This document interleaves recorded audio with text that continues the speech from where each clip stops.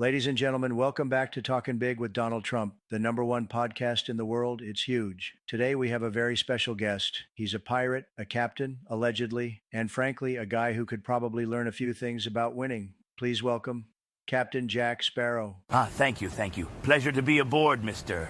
President, Lord of the Deal. What do they call you now? They call me the best, Jack. That's what they call me. I made America great again, twice. You ever make a country great? I once accidentally took over an island of cannibals, briefly. I was their god king. Short-lived, but memorable. Sounds like the Democrats. Cannibals, maybe. Okay. First question, you've got a ship, right? The Black Pearl, beautiful name, sounds luxurious. I had a yacht once, very classy. Do you have gold trim on it? Gold's important. She's got character, she does. The Pearl's not flashy, more of a haunted ghost pirate revenge vessel, but she floats mostly. Ghosts? I don't do ghosts. Too messy. But I like the idea of revenge. I've been doing that in court lately. Tremendous results. Now tell me, what's your stance on taxes? Don't believe in them. If I wanted to be robbed, I'd let the Royal Navy do it proper. I like that. That's smart. Very Republican of you. I think you'd do great in Florida. I am banned from most ports in Florida. Something about flamingos and a bar tab. Fake news. We'll get that sorted. Maybe I make you Secretary of Treasure. That's a thing, right? Only if I can bring my compass. It doesn't point north, just to what I want most. I have one too. It always points to success. Are you sure it's not just magnetized to your ego? Listen, people love my ego. It's fantastic. Best ego. Ask anyone. I once had an ego, sold it for rum. Speaking of which, do you drink? Because I don't. Never touch the stuff. I am 73% rum at this point. I'm 100% winning. Totally legal, totally tremendous. Final question. If I run again in 2028, are you voting for me? Aye, I'll vote for you. If you promise to make the Caribbean great again, that's... Ladies and gentlemen, tiny patriots tuning in from their cribs and crawl spaces, welcome to the Big Baby Podcast. I'm your host, Baby Trump, the most powerful infant in the playpen. Today, we've got a very special guest, straight from nap time, Baby Biden. Hey, Jack, is this Sesame Street? Where am I? No, Sleepy. This is the real show. You made it to the top-rated podcast in the nursery. You're welcome. First question. What's it like being president and forgetting you're the president? Well, listen here, buddy. I remember ice cream. You like chocolate chip? I had some in Delaware. Great folks there, great spoons. See, folks, that's why they call him Sleepy Joe, the only man who takes a nap during a press conference and still wakes up confused. I beat you in the big boy election, Donnie. You beat me? With what, stackable blocks? I had more rallies than you had wet wipes? You didn't win? You snuck in like a toddler stealing cookies? I like cookies. Do you have any? Folks, that's Baby Biden. Still adorable, still confused. Tune in next week. We'll be building a Legos wall and talking to Baby Putin if he doesn't eat the crayons again. Welcome back to the Cribcast, the only podcast with more baby powder than politics. Today I've got the queen of the crib confessions herself, Baby Alex Cooper. Thanks for having me, Baby T. I brought my sippy cup, my truth, and zero chill. Perfect. First question, pacifier or pillow talk? What gets the babies talking? Honestly, pacifiers. You pop one out, the secrets come spilling. Also, don't underestimate nap time gossip. Speaking of secrets, the rumor in the Sandbox is that you ghosted baby Elon.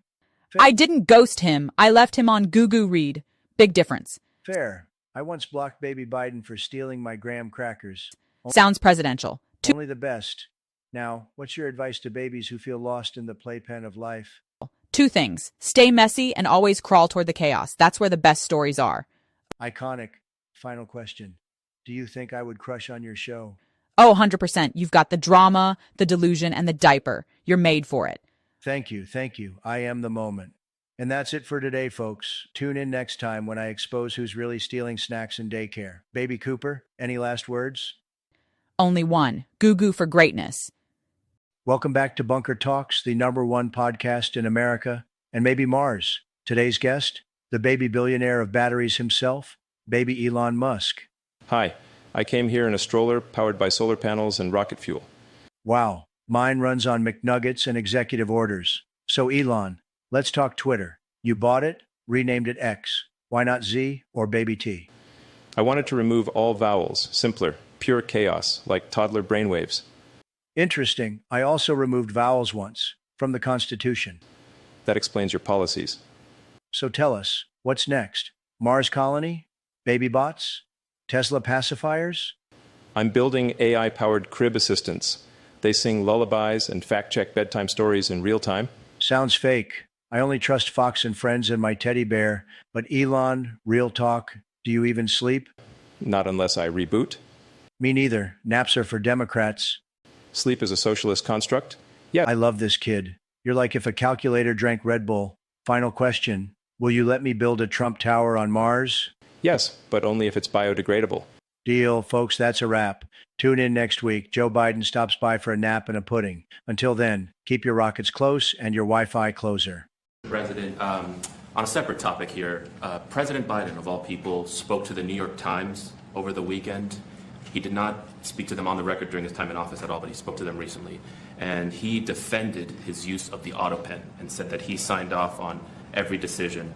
But at the same time, the Times reports that he did not individually approve each name for the categorical pardons that applied to large numbers of people. What are your take on that? Any new revelations from that? Well, I mean, you're talking about the auto pen. Look, the auto pen, I think, is maybe one of the biggest scandals that we've had in 50 to 100 years. This is a tremendous scandal. And I know the people on the other side of the, see that desk, that Resolute desk? Unfortunately, he used it before me. But, you know, we have our choice of 7 desks. They're all beautiful. But I chose the Resolute, and so did he, unfortunately. But the people on the other side of the Resolute desk, I know them. Lisa, the whole group, and they're no good. They're sick people. And I guarantee he knew nothing about what he was signing. I guarantee it. So they're going to figure it out, and we'll see what happens. But to me, the auto pen, you know, you elected president.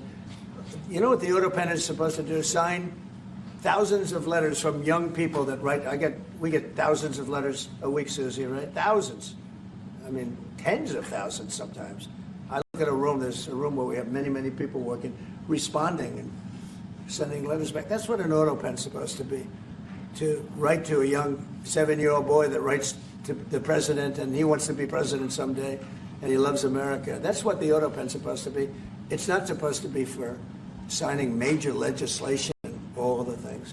No, the auto pen, and I doubt he knew. I doubt they even spoke to him about it. I think they had, it's called a freewheeling auto pen. Like, Biden was never for open borders. Biden was never for transgender for everyone. So I don't think I think the radical left people that took with a lot of leaders over the last 2 months in the Middle East and all of the NATO countries. And I will tell you, they had one common phrase. They thought America was dead 1 year ago. And today they say, and they all say it, and I hope you'll back me up in this, but with a lot of leaders over the last 2 months in the Middle East and all of the NATO countries. And I will tell you, they had one common phrase. They thought America was dead 1 year ago. And today they say, and they all say it, and I hope you'll back me up in this, but they say now it's the hottest country anywhere in the world. It is. Look at our numbers. Look at the numbers we made. You see, we made $25 billion last month. We didn't make that for years. The tariffs are kicking in. The economy is very strong. Even though we have a Fed person who's terrible, he doesn't know what the hell he's doing, but that's all right. We blow through interest rates. We're doing so well, we blow through it. It'd be nice because people would be able to buy housing a lot easier. But think of it. We thought your country was dead, and they were dealing with China because they were really going to China, but not anymore. But we thought your country was dead, and now you have the hottest country anywhere in the world. So we've done a really good job, and it's an honor to have this man. This man is a star, and he's going to be dealing with another one of my stars, Matt, and you're going to do a great job, Matt Whitaker. Okay? Thank you very much, everybody. Ladies and gentlemen and dictators, welcome back to Baby Trump's Bunker Talks, the #1 podcast in playpens in Pyongyang. Today's guest, the Rocket Man himself, Kim Jong Un. Say hello, Kimmy. Hello. Very honored to be here. Long flight. My jet is slow. Yeah, your jet is like your haircut, stuck in 1993. Sad. Anyway, how's the nukes? Still shiny? Very shiny, pointed in all directions, especially at bad countries. Not naming names, but you know. Listen, don't aim them at Mar-a-Lago, okay? That's where I keep my baby gold.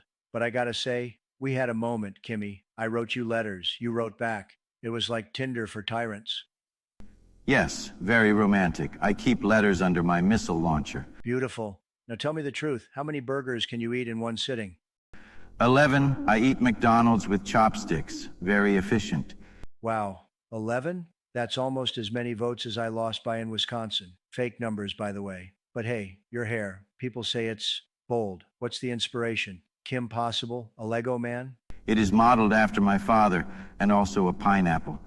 I love it. Dictator drip. Last question, Kimmy. If you had one message for the world, what would it be? Never trust a man with a big button unless he also has small hands. Ha! That's me. All right, folks. Thanks for listening. We'll be back next week with Vladimir Putin's skincare routine and Hunter Biden's iPad. Until then, keep your nukes locked and your fries salty. Bye-bye. Starting a third party. I think it's ridiculous to start a third party. We have a tremendous success with the Republican Party. The Democrats have lost their way, but it's always been a two-party system. And I think starting a third party just adds to confusion. It really seems to have been developed for two parties. Third parties have never worked. So he can have fun with it, but I think it's ridiculous. What's your golden key back from Elon? Go ahead. What's your message going to be to Netanyahu tomorrow? Well, we're working on a lot of things with Israel, and one of the things is probably a permanent deal with Iran. In other words, they have to give up all of the things that you know so well. The attack turned out, according to every single atomic energy commission, that was a complete and total obliteration. And we had the pilots, as you know, at the White House on Friday. They were incredible. And they confirmed that. They know better than anybody, by the way, but they confirmed that. Every bomb hit its mark perfectly. And they would have to start all over again at a different location. This one is, the word I used was the correct word, obliteration. What will your message be on Gaza to Netanyahu? I think we're close to a deal on Gaza. We could have it this week.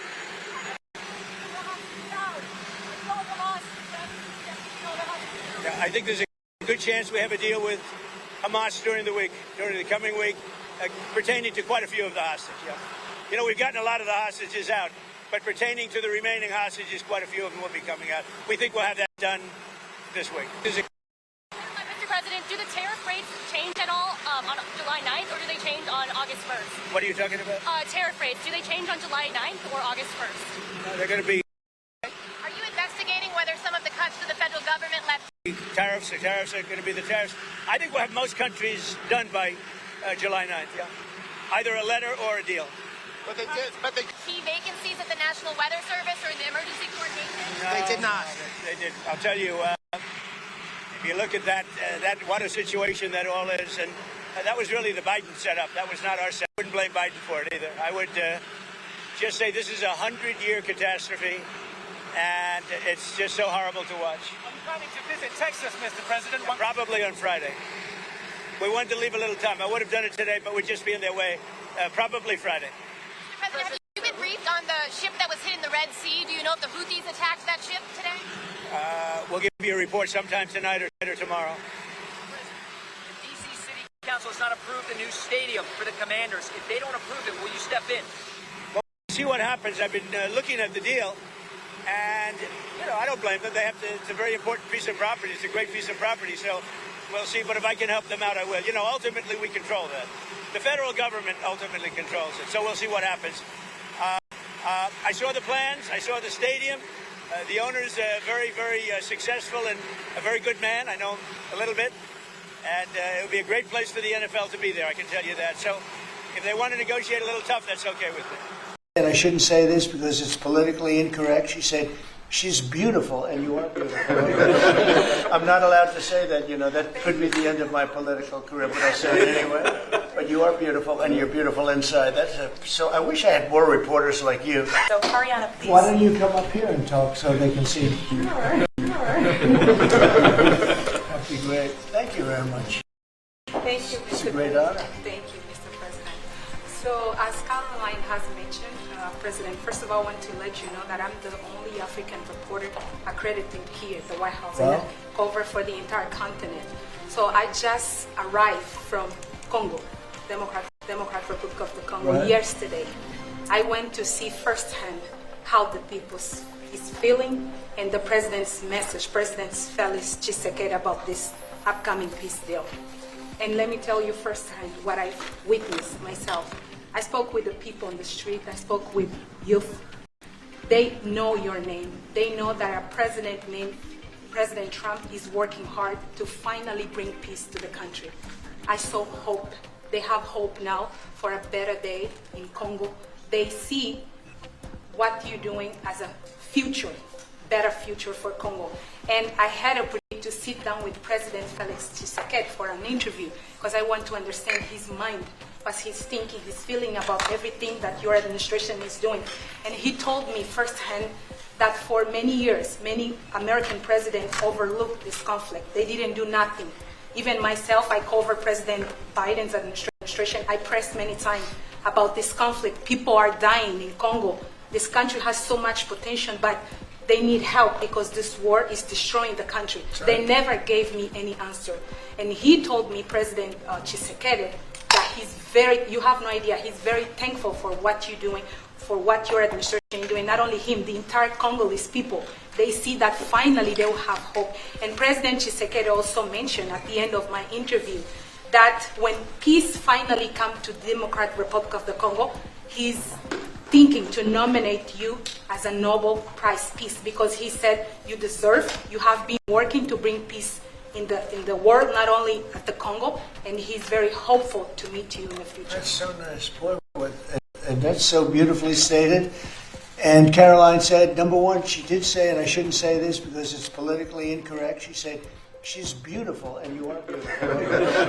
I'm not allowed to say that, that could be the end of my political career, but I'll say it anyway. But you are beautiful, and you're beautiful inside. So I wish I had more reporters like you. You covered Africa for a long time? Yes, for over 10 years. Wow. I covered even your first administration. Yes, I know that. That's great. Well, thank you. That's so nice that you said that. Appreciate it. And I have one more question, yes. Mr. President. Since we know in July or in the future both President of Rwanda and the Congo will be coming to the United States, yes, for over 10 years. Wow. I covered even your first administration. Yes, I know that. That's great. Well, thank you. That's so nice that you said that. Appreciate it. And I have one more question, yes. Mr. President. Since we know in July or in the future both President of Rwanda and the Congo will be coming to the United States, in Africa, President John Lorenzo, the president of Angola, he is also the leader of African Union. Good. He worked very hard to bring peace, but unfortunately... Let's get him here. Yes, that's okay. Right. Would you invite him for me? Of course. Of course. Okay.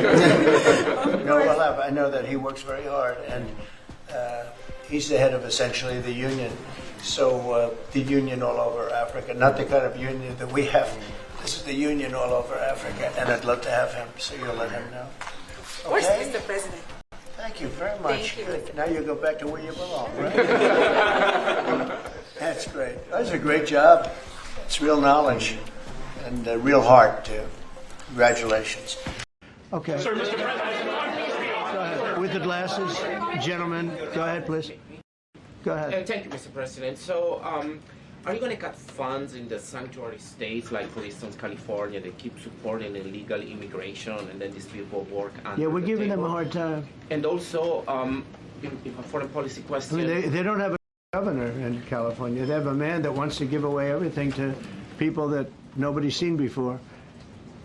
If we didn't go into Los Angeles with the military, which did a fantastic job, but if we didn't go into Los Angeles bringing in the National Guard, I would have brought the military if it was necessary, because you have to. We have the right to. That was another thing upheld by the Supreme Court. But if we didn't go in with the National Guard and be strong and tough, you wouldn't maybe have Los Angeles. It would be like the rest of California, the rest of Los Angeles. They lost 25,000 houses in a fire. They should have lost none. You know, I sent the water down. I had to break into their water supply because they just refused to do it. They're crazy. There's something wrong with them. They have plenty of water. They don't have droughts or anything. They have we let it come We let it come down from the Pacific Northwest. They routed all the water out into the Pacific Ocean for environmental reasons, okay? And now you have 25,000 houses, none of which would have burned down if you had the water.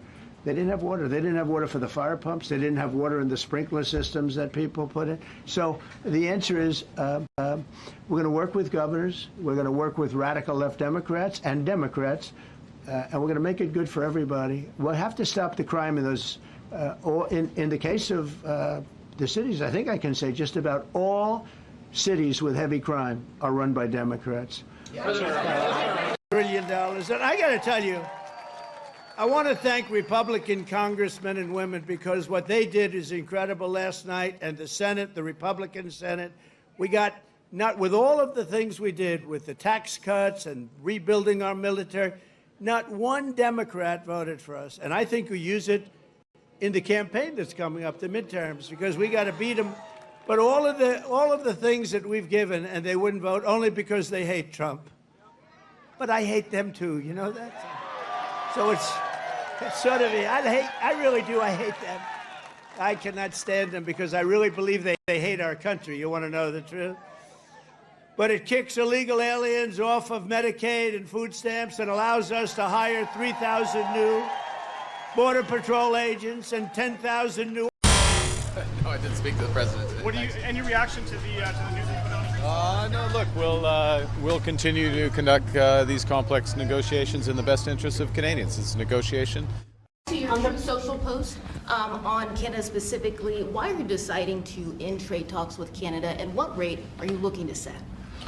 So Canada put a charge on some of our companies, and Canada's been a very difficult country to deal with over the years. You know, we hear Canada, we have a great relationship with the people of Canada, but it's been very difficult. And they put a charge, and they were a little bit early, we found out about it. So, and we have all the cards. We have every single one. We don't want to do anything bad, but they have, economically, we have such power over Canada. I'd rather not use it, but they did something with our tech companies today trying to copy Europe. You know, they copied Europe. It's not going to work out well for Europe either. And it's not going to work out well for Canada. They were foolish to do it. So I said, we're going to stop all negotiations with Canada right now until they straighten out their act. Is there anything Canada can do to change your mind about this situation? No. They put a tax on companies that were American companies that they shouldn't, a very severe tax. And yeah, I guess they could remove it. They will, but I don't really, I mean, it doesn't matter to me. We have all the cards. We have all the cards. You know, we do a lot of business with Canada, but relatively little. They do most of their businesses with us. And when you have that circumstance, you treat people better. They've had farmers that are getting like 300, 400, 200% in tariffs. Nobody's ever seen anything like it. We have cases, you don't read this and the people don't report, but they charge us 400% on some dairy products, 400%. Nobody writes that. It's not fair to our farmers. Hello. Deborah Haynes from Sky News. Mark Rutte, the NATO chief, who is your friend, he called you daddy earlier. Do you regard your NATO allies as kind of children? No, he likes me. I think he likes me. If he doesn't, I'll let you know. I'll come back and I'll hit him hard, okay? No? He did it very affectionately. Daddy, you're my daddy. Do you regard your NATO allies, though, as kind of like children, and they're obviously listening to you and they're spending more, and you're obviously appreciative of that, but do you hope that actually they're going to be able to defend themselves, defend Europe on their own? I think they need help a little bit at the beginning, and I think they'll be able to, and I think they're going to remember this day. And this is a big day for NATO. You know, this was a very big day. They took it. One of the gentlemen said, you know what? We've been trying to raise the rate for 30 years, he said, 20 years, from almost the beginning. And he's been there for a long time. He said, until you came along, it never happened. What you did is amazing. It's been sort of an amazing day for a lot of reasons. But all right, folks, welcome to Little Legends at Sea, the #1 podcast hosted from a pirate ship by me, Baby Trump. We've got treasure, we've got truth, and yes, we've got pirates. Sad. Today's guests, total disasters and absolute icons, Baby Jack Sparrow and baby Barbarossa. Barbarossa, you brought a monkey. Classy, very classy. He's smarter than half the fleet. Don't test him. He bites. I'd like to point out, I'm only here for the rum and possibly the gold, and maybe to steal your mic. You're not stealing anything, Jack. This is Trump's ship now. I took over. Executive order, tiny and powerful. Barbarossa, thoughts? A ship ruled by a baby president. Even the sea's laughing. But you do command like a cursed admiral. I'll give you that. Cursed? No. That's just his tax returns. Wrong, totally wrong. I've got the best gold, tremendous treasure. Jack, your compass? It leads to my wallet. That explains the emptiness? Enough! Final question. If you could plunder one thing in the world, what would it be? The British Navy's rum supply. Your podcast ratings. Wrong. Fake news. Everybody loves me. You're both fired, but thanks for joining. Say goodbye, monkey. Ladies and gentlemen, welcome to the Trump Takeover, the #1 podcast in the world, some say ever. Today, very special, maybe the most special. She was the Queen of Hearts, though not literally. That was her ex-mother-in-law. Folks, Princess Diana. Thank you, Mr. Trump. I must say, this is quite unexpected. Unexpected? Diana, the whole world wanted this. I get more messages about you than I do about, well, me. And that's saying something. I've always believed in kindness and connection, even with people I may not expect to connect with. That's beautiful. You were loved, still are. Big numbers, huge global ratings, but you were also hounded. The press treated you worse than CNN treated me, maybe. The media can be cruel when they forget we're human. My only wish was to protect my sons, bring light to causes that matter, AIDS, landmines, compassion. Incredible. And look, I'm tough. But I respect that. Real class. You made royals human. That's something even I couldn't do. And I've tried, trust me. You may surprise people, Mr. Trump, beneath the showmanship, perhaps a little heart. Don't say that too loud. Winks. I've got a brand to protect. Well, keep surprising the world. They need more heart, even in unlikely places. Folks, Diana, Princess of Wales, a legend, a lady, and honestly, one of the greatest guests we've ever had. Like, share, repost, and remember, even the biggest names need to be heard. Trump out. Iran violated the peace agreement and the ceasefire agreement. Do you believe that Iran is Yeah, I do. They violated it, but Israel violated it too. Are you questioning Israel, as soon as we made the deal, they came out and they dropped a load of bombs, the likes of which I've never seen before. The biggest load that we've seen. I'm not happy with Israel. You know, when I say, okay, now you have 12 hours, you don't go out in the first hour and just drop everything you have on them. So I'm not happy with them. I'm not happy with Iran either. But I'm really unhappy if Israel's going out this morning because of one rocket that didn't land, that was shot, perhaps by mistake, that didn't land. I'm not happy about that. You know what? We basically have two countries that have been fighting so long and so hard that they don't know what the fuck they're doing. Do you understand that?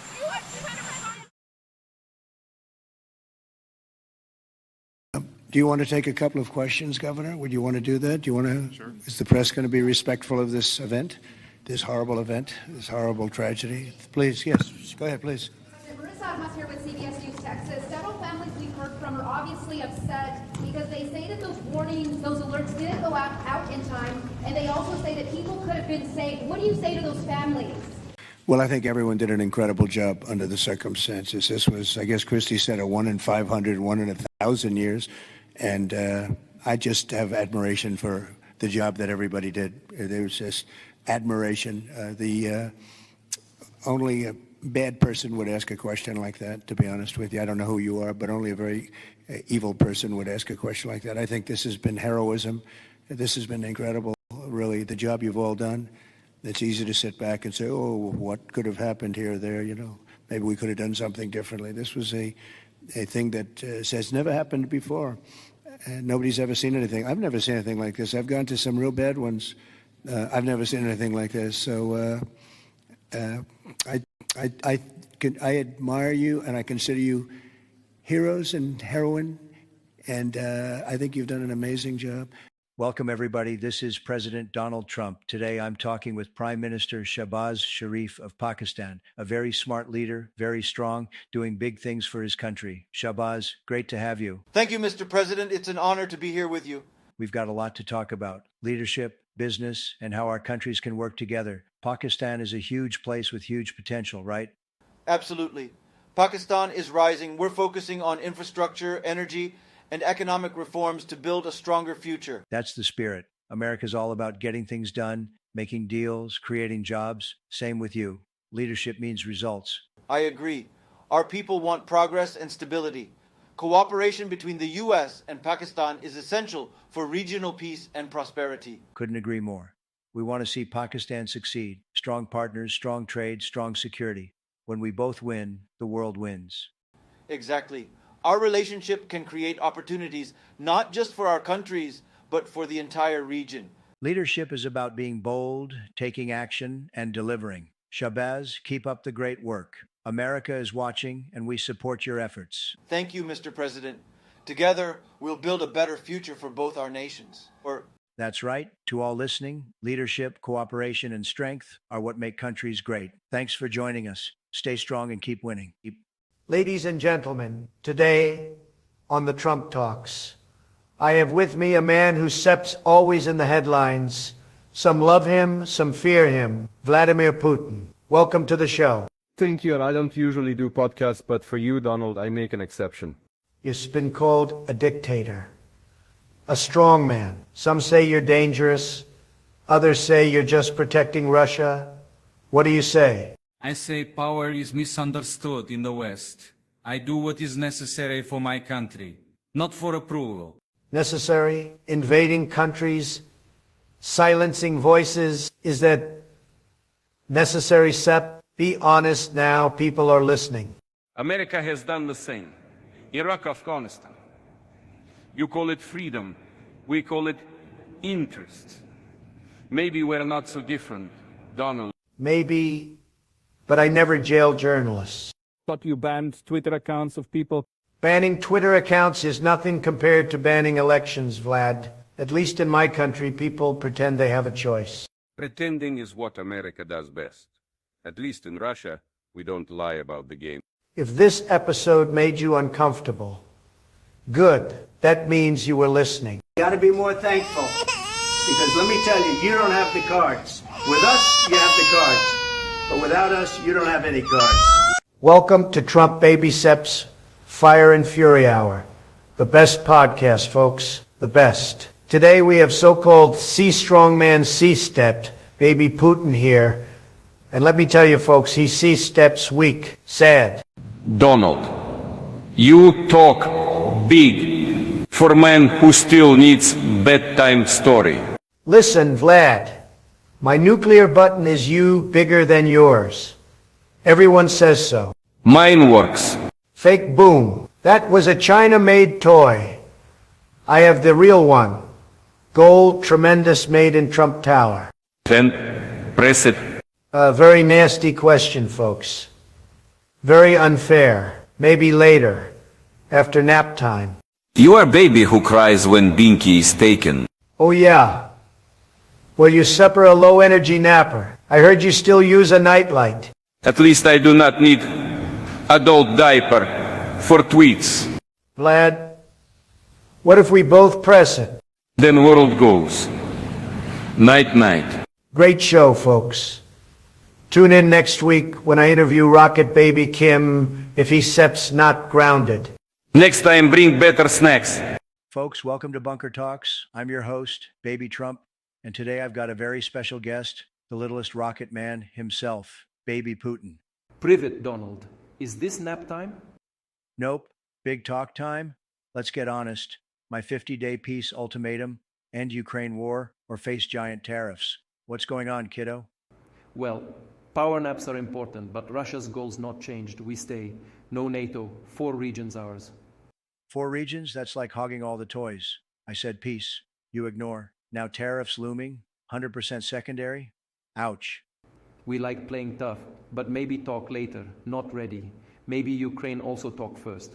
You want to talk? I love talking. Talks happen after you do the big concession. Capiche? Maybe, but we also need our duckies. Duckies? I've got gold ducks. You get one if peace deal signed. Deal. Folks, peace with duckies. Join us next week when Baby Trump hosts Baby Biden, or maybe Baby Xi. Stay tuned. Welcome to the best podcast in history, maybe ever. The ratings? Huge. Everyone's talking about it. And my guest today, a very tough guy, very smart, some say the smartest, Joe Rogan. Joe, how's it feel to finally be on a real show? Thanks, Donald. I didn't realize you had a podcast now. Oh, it's massive. Bigger than yours. No offense, but let's be honest, you got too many weirdos on there. Not like me. I only have winners. Yeah, like who? Putin, great guy, very strong. Kim Jong Un, tremendous energy. And me, obviously, the best guest. You booked yourself? Why not? Nobody knows winning like I do. Speaking of, let's talk about fighters. You love fighters, right? UFC? I had the best fights. The debates, knockouts, total domination. Debates aren't exactly MMA, Donald. Same thing. Low energy Jeb, destroyed. Sleepy Joe, embarrassing. And Crooked Hillary, wheezing by round 2. Okay, but have you ever actually been in a fight? Many fights. The toughest. Fake news. The deep state. Very nasty people. And let me tell you, Rosie O'Donnell, total lightweight. Right. So, no actual punches thrown? Why punch when you can sue? Lawsuits are way more powerful and expensive, but I win all of them because I hire the best lawyers or settle. Very smart. Man, this is not how I thought this would go. That's because you're used to losers, Joe. I'm a winner. And this podcast, already #1. Everyone says so. Well, cheers, I guess. Cheers. To ratings and winning and very important, me. All right, folks, we've got a very special guest today. Some call her a pop star. I call her the queen of sad baby songs. It's baby Taylor Swift. Taylor, welcome to the most powerful crib in America. Thanks. It's louder than I expected. That's confidence. You sing about breakups. I fire people. Much more fun. At least I don't cry every time someone takes the red crayon. That was sabotage. I was coloring the Constitution, crayon law. Pretty sure you were scribbling over my album cover. It needed borders, strong ones. You make hits. I build walls. Same thing. You build tantrums, but okay. Let me ask you this, 12 Grammys, but can you win a juice box chugging contest? Didn't think so. I'd rather win a crowd than a sippy cup. Sad, and hydrated. I like that. And I like leaving interviews on time. Bye now, baby Trump. I'm still the host. You're welcome for the views. Welcome back to Rattle Talk with Baby T. I'm your host, Baby Trump, 14 months of pure genius. Today, a special guest, straight from Beijing, it's Baby Xi. Say, ni hao, Baby Xi. Ni hao, I bring harmony and sticky rice puffs. I like that, but let's get serious. Are you still hacking our teddy bear supply chains? My Build-A-Bear is now saying ni hao instead of USA. We believe in sharing, even cookies, even secrets. You stole my snack secrets? That's it. I'm slapping a 100% tariff on your formula. I'll send you Panda Diplomacy plushies, limited edition. All right, that's a good deal. But next time, no balloons flying over my crib. You do it again, I'm sending baby Elon with a rocket. We prefer peace and naps. Okay, fine. Let's take a nap break. Next week, Kim Jong baby. He brings his own pacifier. Did you see the race where they had the best female runners and they had a guy who was a decent runner, a long distance race? And he won by 5 hours and 19 seconds. You know, normally you win by like 12 seconds, 2 seconds, a quarter of a second. He won by 5 hours and 19 seconds. Americans are getting lazy. Too many holidays. Too much Netflix. Not enough work. You wonder why the country's slipping? Because half the nation thinks self-care means staying home on government checks. When I was in charge, we worked. We won. Now it's Mental Health Monday, Taco Tuesday, and no one shows up on Friday. You want America to be great again? Try showing up 5 days in a row. They say I fell asleep at a meeting in Saudi Arabia. Fake news. I closed my eyes for 2 seconds thinking, deep thinking, smart thinking. I just flew 12 hours, no sleep, straight into high-level talks. And guess what? I still ran the room. No teleprompter, no naps, unlike Sleepy Joe. They call it dozing off. I call it global strategy. America's back. Stronger, smarter, and wide awake. Mr. Musk is suing Mr. Trump for launching a rocket without your permission. Yes, Your Honor. He used a modified Tesla Roadster as the rocket base without consulting me. It had cup holders and golf clubs in it. Fake news. That rocket was HEG. I call it the Trump Shuttle 2.0, the best rocket. People are saying it was better than SpaceX, much better. Mr. Trump, did you or did you not launch a homemade rocket from our logo? I call it innovation. I used to launch YouTube videos for inspiration, big difference. He strapped gold eagles on the wings and played YMCA on launch. It crash-landed in a golf course in Texas. You launched a golf cart rocket into a golf course. You trying to break space or your own clubs? There was a beautiful disaster, like the moon landing if it had confetti. Mr. Trump, unless you plan to launch or go into orbit, I suggest you stop stealing other people's tech. Maybe I'll build my own space company, Trump. That name is already taken by me. Case closed, Mr. Trump. Stay on Earth. And Mr. Musk, next time, S-word, protect your rockets. All right, folks. Today's guest moved more product than Amazon. Pablo Escobar. Pablo, welcome. You're lucky to be here, quite frankly. You were worth, what, $30 billion, and you didn't even build a single casino. Sad. I prefer gold and lawyers. Tell me, how many private jets did you have? Explosive marketing. I like it, but admit it, I had better security. Maybe next episode, Escobar for Secretary of Defense. Megan said yesterday that countries will boomerang back to the April 2nd tariff level starting August 1st. Why did the president decide to have those tariffs not take effect Wednesday as originally scheduled? And then I was also wondering if you could share, obviously we saw the letters the president sent out on Japan and South Korea, but if any other major U.S. trading partners are getting letters today.